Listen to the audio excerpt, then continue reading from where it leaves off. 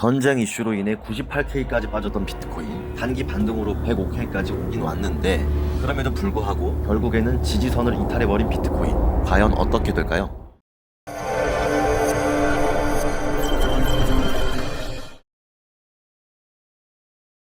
자, 안녕하세요. 기관의 눈입니다. 자, 저번 영상에서 매매 시나리오에 대해서 이야기했었죠. 잠시 그 영상을 보고 가겠습니다.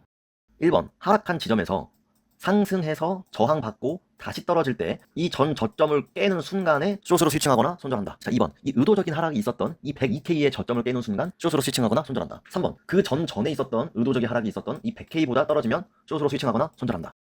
자, 보셨다시피 여러 시나리오가 있죠. 보수적이게 진행하느냐 타이트하게 볼 것이냐의 차이지 이 많은 선택지들 중에서 정답은 없습니다. 다만 원칙과 기준을 세우는 것이 스스로에 대한 정답이라는 거죠.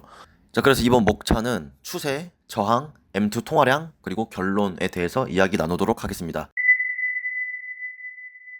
자, 비트코인 1시간 봉입니다. 자, 보시다시피 이 채널 하단선의 지지선을 깨고 횡보하다가 다시 돌파하려고 시도하였으나 이 저항을 맞고 다시 떨어졌다가 다시 횡보를 하다가 이 102K 구간에서 결국 버티지 못하고 100K를 뚫고 결국 98K까지 떨어집니다. 자, 그럼 이 구간에서 많은 개미들이 롱 포지션을 종료하거나 숏 포지션을 추가 진입했을 확률이 매우 높기 때문에 여기서 어떻게 합니까? 그냥 가격 올려버리죠. 자, 그리고 102K 이 전에 매물이 쌓여있던 이 102K 구간에서 저항을 받고 떨어집니다. 자, 그 다음에 이 100K 구간에서 다시 지지를 받고 다시 올라가서 결국 이 102K를 뚫고 상승을 한 상태입니다. 즉 저번 시간에 미리 만들어 놓았던 이 102K와 이 100K의 라인이 유의미한 구간이었던 거죠. 왜?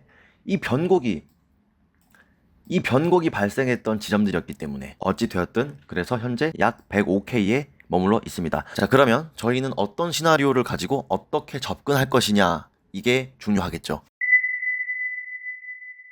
자, 비트코인 1시간 봉입니다. 자, 최근 고점과 고점을 연결했을 때 이 저항선이 나오게 됩니다. 다만 이 저항선이 점차 내려오고 있기 때문에 그만큼의 단기 추세의 방향이 내려오고 있다고 볼 수 있지만 반대로 생각하면은 이 저항의 가격대가 낮아지고 있다는 것은 그만큼 돌파해야 되는 구간의 기준치가 낮아지고 있다라고도 볼 수 있다는 거죠.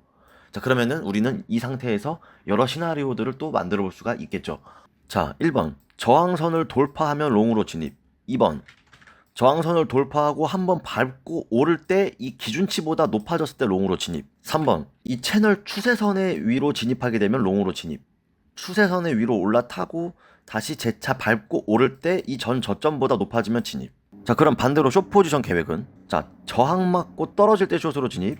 2번 저항 맞고 떨어졌다가 다시 저항 맞고 떨어질 때 이 전 저점보다 떨어지면 숏으로 진입. 3번 98K 자리 깨지면 숏 포지션 진입. 자, 근데 참고로 이 3번의 경우 이 98K가 깨지면 숏 포지션에 진입할 준비하는 시장 참여자들이 제일 많습니다. 즉 기관이나 세력의 입장에서는 그 자리를 절대 쉽게 안 준다는 거죠.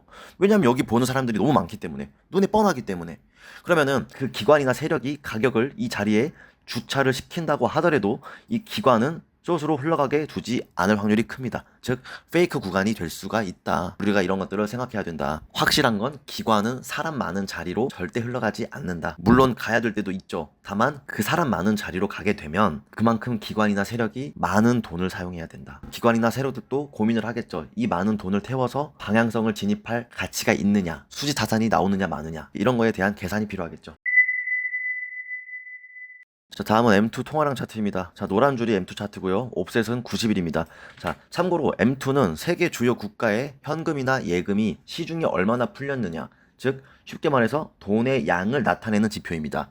이 수치가 오르면 시장에 돈이 많아진 것으로 보고 시장에 돈이 풀리면 비트코인과 같은 자금의 유입성도 같이 늘어난다고 보고 있습니다. 자, 이 구간에서는 통화량을 비트코인이 가격을 추종하지 못했지만 이 6월 말과 7월 초 사이에서는 한 번 더 통화량 추종에 대한 기회가 있지 않나 싶습니다. 자, 만약에 이 구간에서도 추종하지 못하고 이번 시기에도 깨지게 되면 아마 여러 시장 참여자들이 비트코인과 통화량에 대한 인과관계가 더 이상 없다고 판단하게 될 수도 있다.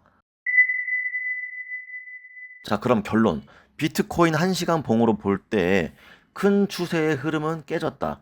자, 그렇기 때문에 앞으로 뚫고 나아가야 할 저항의 구간들이 많이 생겼다. 그러면 숏의 관점이냐? 이 단기간의 관점으로는 이 98K 이전까지는 숏의 관점을 가질 수 있다. 다만 그 기간은 매우 단기이다. 그 이유는 이 고점과 고점을 연결했을 때 만들어지는 이 저항선이 점차 내려오고 있기 때문에 아래에 이 지지 구간, 이 변곡점으로 인한 이 지지 구간이 이 위의 저항과 만나는 이 선이 얼마 남지 않았다. 즉 이 기간이 얼마 안 남았다. 즉 이 구간 안에서 어떤 명확한 방향성이 나올 수 있기 때문에 단기간으로는 숏, 그리고 장기간으로는 아직 뭔가 어떤 데이터를 가지고 얘기하기는 어렵다 정도로 판단이 됩니다. 우리는 방향 맞추기 게임을 하는 게 아니라 확률과 기준에 대한 계획을 가지고 그것을 실행하는 것에 대한 의의를 둔다.